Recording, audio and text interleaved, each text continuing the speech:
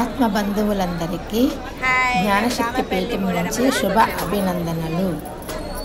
మాది సింగరాయకొండ. ఆంధ్రప్రదేశ్ ప్రకాశం జిల్లాలోనే ఉంది సింగరాయకొండ. దీంట్లో సింగరాయకొండ దగ్గర మా యొక్క కనకదుర్గమ్మ జ్ఞానశక్తి క్షేత్రం అనే పీఠం ఉంది. ఆ పీఠంలో ప్రతి శుక్రవారం అమ్మవారు వాక్కు చెప్తుంటారు. అందరూ రావచ్చు. అమ్మవారు మహిమానితమైన వాక్కు చెప్తారు, సత్య వాక్కు చెప్తారు. అమ్మవారు వాక్కు చెప్పారంటే ఇంకా తిరుగుంది. ఎలాంటి సమస్యకైనా పరిష్కారం ఉంటుంది ఇక్కడ.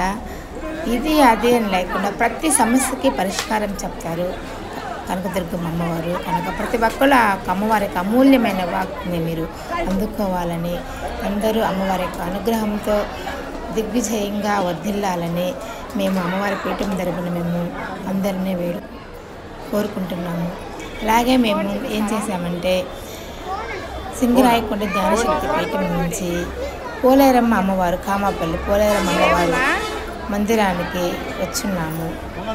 మీరు కూడా మాతో పాటు ఈ మందిరంలోకి ప్రవేశించండి. అమ్మవారి యొక్క గుడి యొక్క ఆవరణను, ఇక్కడ భక్తులను, అలాగే అమ్మవారి యొక్క మహిమను, అమ్మవారి యొక్క దర్శనాన్ని ప్రతి ఒక్కళ్ళు దర్శించండి, పొందండి. ఇప్పుడు నేను చూపించాను కదా కొంతమంది భక్తులని చూస్తున్నారు కదా, వీళ్ళ గురించి కూడా మీకు వివరణ ఇస్తాను చూడండి. ఇక్కడ వీళ్ళు అమ్మవారి దగ్గరికి వచ్చారంట, మొక్కుబడి ఉందంట వాళ్ళకి.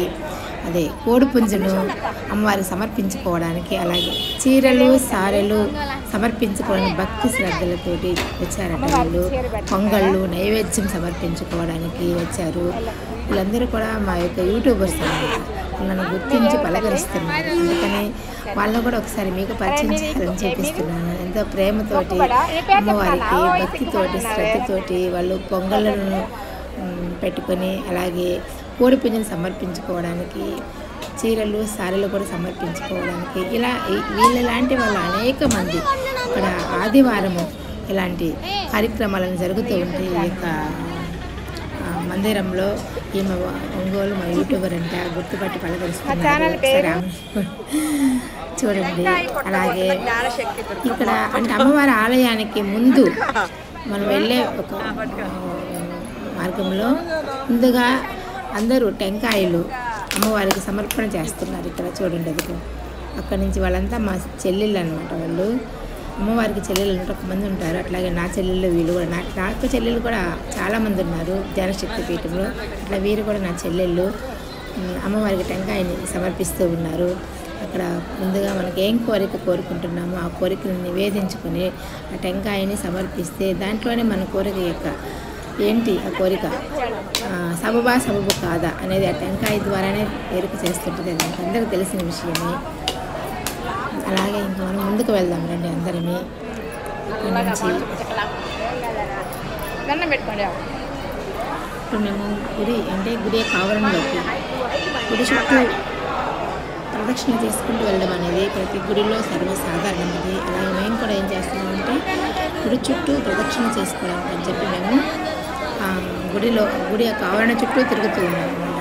ఒకసారి మీరు ఇక్కడికి రాని వారు కూడా ఇది తిలకిస్తున్నటువంటి ప్రతి ఒక్క భక్తులు, ప్రతి ఒక్క బిడ్డ మీరు కూడా గుడి ఆవరణ చుట్టూ ప్రదక్షిణ చేస్తున్నట్టు మీరు కూడా అనుభూతి చెందుతూ ఉన్నారంటే మీరు మేము చేస్తున్నా మీరు చేయకపోయినప్పటికీ ఒకవేళ అవకాశం లేకపోతే మీరు కూడా గుడి చుట్టూ ప్రదక్షిణ చేస్తున్నంత అనుభవం మీకు వస్తుంది. కనుక ప్రతి ఒక్కరు మీరు కూడా గుడి చుట్టూ ప్రదక్షిణ చేస్తున్నట్లుగా చేయండి. మేమైతే గుడి చుట్టూ అమ్మవారికి ప్రదక్షిణ చేస్తున్నట్టు అది కంపల్సరీ అనమాట. ఏ మందిరానికి మనం వెళ్ళినా, ఏ ఆలయానికి వెళ్ళినా గుడి చుట్టూ ప్రదక్షిణ చేయడం అనేది చాలా ముఖ్యమన్నమాట. దాని యొక్క ప్రత్యేకత ఏమైనా తర్వాత మళ్ళీ ఎంత చేస్తాను. అలాగే వాళ్ళు వెళ్తున్నారు, త్వరగా రమ్మని చెప్తున్నారు. నేను కూడా వెళ్తున్నాను, మీరు కూడా రండి. చూస్తున్నారు కదా ఇప్పుడు అమ్మవారి యొక్క అమ్మవారి యొక్క దర్శనం, పోలేరమ్మ తల్లి కామపల్లి పోలేరమ్మ అమ్మవారి యొక్క దర్శనాన్ని మీరు కూడా తీసుకోండి. ఎక్కువసేపు మనకి అమ్మవారిని దర్శనం చూపించలేదు, ఎందుకంటే వాళ్ళు చూడకూడదు, తీయకూడదు ఫొటోస్ అని చెప్పంటుంటే నేను ఎక్కువసేపు మీకు చూపించలేకపోయాను. ఆ కొంచెం సేపైనా మీరు అమ్మవారిని చూడాలని రిక్వెస్ట్ తోటి నేను మీకు చూపిస్తున్నాను.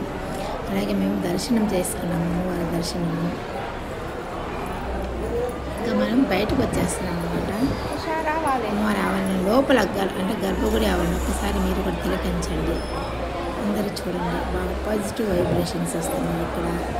మంచి అంటే నాకు బాగుంది అనిపించింది ఇక్కడ. పాజిటివ్ వైబ్రేషన్స్, అమ్మవారి యొక్క మహిమ. కొన్ని ఆలయాలకు వెళ్ళినప్పుడు నాకు అక్కడ ఉన్నటువంటి మహిమ, ఆ వైబ్రేషన్స్ నాకు అర్థమైపోతాయి. అందుకని నాకు బాగుంది అనిపించి మీకు కూడా నేను చూపిస్తున్నాను. మీరు కూడా చూడండి, తిలకించండి, అనుగ్రహం పొందండి అమ్మవారిది. అక్కడే బయట పంతులు గారు ఉన్నారు, అందరికీ సతగోత్రం పెట్టి ఇస్తున్నారు. మన చెల్లెళ్ళు, మన సిస్టర్స్ కూడా మన బిడ్డలు కూడా పంతులు గారి దగ్గర విభూతి పెట్టించుకుంటున్నారు. ఇది కూడా ఒక మంచి ఆలయానికి ఏదైతే ఉంటుందో ఆ బొట్టుగా పెట్టుకోవాలి. తీర్థ ప్రసాదాలు కూడా తీసుకోవాలి. కంపల్సరీగా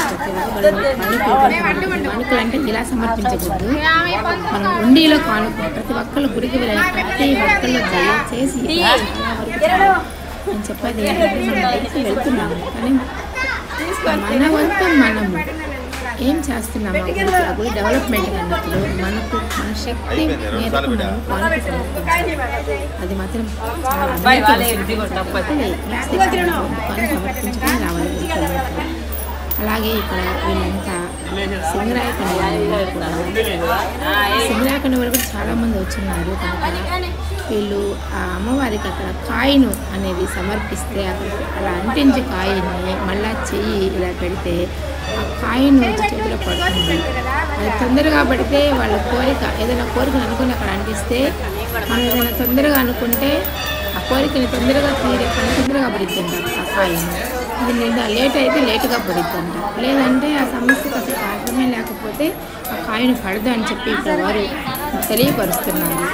అందుకని నాకు ఇది ఇంట్రెస్ట్గా అనిపించింది. అందుకని నేను ఈ వీడియో తీసుకున్నాను. పరీక్షించండి. గతంలో నేను కూడా చేశాను దీని గురించి. కాయిన్ అది పెట్టున్నాను, కానీ వాళ్ళు చెప్పిన దానికి నాకు ఆ కాయిన్కి అంత నాకు అర్థం కాలేదు.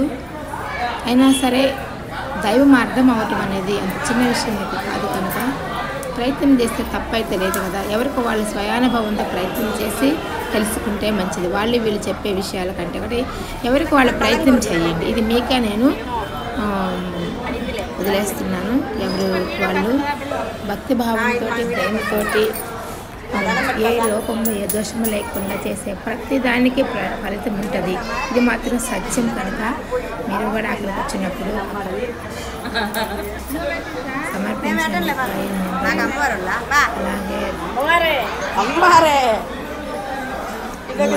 పొందండి. ఒక వారం కోరిక ఎందుకు త్వరగా శీఘ్రమే సిద్ధిస్తుంది అందరూ గమనించండి. అలాగే అక్కడ కాయిన్స్ అక్కడ అంటించి ఆ యొక్క కాయిన్ మళ్ళీ వాళ్ళు పొందిన తర్వాత అందరూ కూర్చొని అమ్మవారి గురించి శోధిస్తూ ఉంటారు, ధ్యానం చేస్తూ ఏంటి అమ్మవారితో మాట్లాడుకుంటారు. అమ్మ నాకు సాయం చెయ్యమ్మా ఖచ్చితంగా అని అమ్మవారిని వాళ్ళు వేడుకుంటూ స్మరిస్తూ ధ్యానిస్తూ అలా సేద తెచ్చుకుంటూ ఉంటారు అన్నమాట అమ్మవారికి. అది మీరు కూడా వచ్చినప్పుడు అలా చేయండి. గుడి ఆవరణలో ప్రతి ఒక్కళ్ళు అలా కూర్చొని అమ్మవారితో మాట్లాడడం అనేది ధర్మము, ప్రతి ఒక్కరు చేయవలసింది. ఎందుకంటే మనం వచ్చామా, అమ్మవారి దర్శనం అయిందా, పరిగెత్తుకుంటూ వెళ్ళామా అనేటువంటి అది సమంజసం కాదు. ఎవరికైనా సరే కూర్చున్న తర్వాత అక్కడ ఆవరణ యొక్క పాజిటివ్ వైబ్రేషన్స్ ప్రతి ఒక్కరు వెళ్ళాలి. అంటే ఏ మందిరానికైనా సరే, ఏ ఆలయానికి వెళ్ళినా సరే అక్కడ ఆలయంలో దేవుని దర్శనం అయిన తర్వాత ఖచ్చితంగా మనం ధ్యానం చేసుకుంటే మీరు జ్ఞాన నేత్రంతో చూడగలిగితే అది ఆలయం యొక్క అక్కడ ప్రతి స్పందన, ఆ యొక్క పాజిటివ్ ఎనర్జీ, ఆ యొక్క అమ్మవారి యొక్క సంకేతం అనేది మనకి ఖచ్చితంగా మనకు అందుతుంది. కనుక ప్రతి ఒక్కళ్ళు మీరు వెళ్ళిన తర్వాత ఆలయానికి అక్కడ దేవునితో మాట్లాడడం ప్రయత్నం చేయండి, ధ్యానం చేయండి, స్మరించండి. అమ్మవారి పాదాలు పట్టుకొని ఆ ధ్యానంలోనే మీకు మొత్తం అవగతం అవుతుంది. ఏ ఆలయానికి వెళ్ళినా సరే ఇది చేయండి. చేయడం అలవాటు చేసుకోండి. మనం వెళ్ళామా, దర్శనం చేసుకున్నామా, వెళ్ళిపోయామా అనుకుంటే దానివల్ల ఏంటి ఫలితం? అక్కడ మీ యొక్క అనుభవం ఏంటి? మీకు అమ్మవారికి మధ్య రిలేషన్ ఏమిటి? ఏమిటి మీ ఇద్దరి మధ్య అనుభూతి?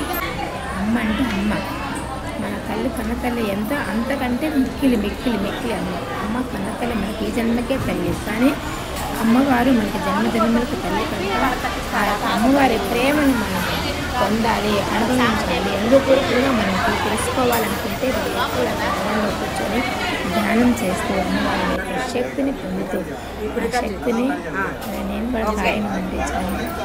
నాకు కూడా ఖాయం వచ్చింది.